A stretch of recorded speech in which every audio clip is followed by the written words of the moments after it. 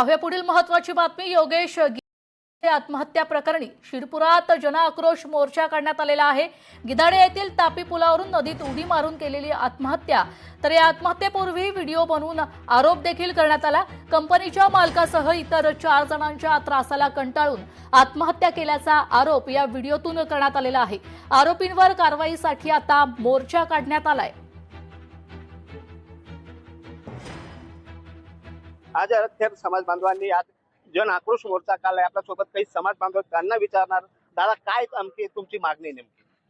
ज्या लोकांनी आमचे संदीप दादा ज्यांना आत्महत्येसाठी प्रवृत्त केलं, त्यांनी व्हिडिओमध्ये ज्या 5 जणांची नावं घेतली, ह्या 5 जणांवर तात्काळ खुनाचा गुन्हा दाखल झाला पाहिजे।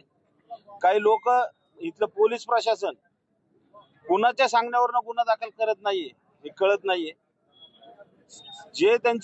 त्यांनी जे काम केलं पाहिजे ते काम पोलीस प्रशासन का करत नाहीये। एका साध्या सुसाईड नोटवर गुन्हा दाखल होतो, तर मरणाऱ्या व्यक्तीने 5-10 मिनिटं आधी व्हिडिओ काढलेला आहे, त्याची दखल पोलीस घेत नाही म्हणल्यानंतर खूप मोठी शोकांतिका आहे। संदीप गिरास यांनी या अगोदर पोलीस प्रशासनाला जरी तक्रार दिलेली नसली तरी त्यांनी त्यांच्या मित्रपरिवाराला या सगळ्या गोष्टी सूचित केलेल्या होत्या।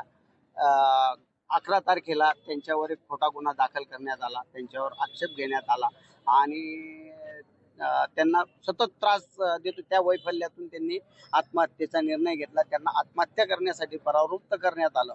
आता आत्महत्या ज्यांच्यामुळे करायला त्याला भाग पडले त्या सर्वांवर गुन्हा दाखल झाला पाहिजे। ईश्वर बोरसे, लोकशाही मराठी, धुळे।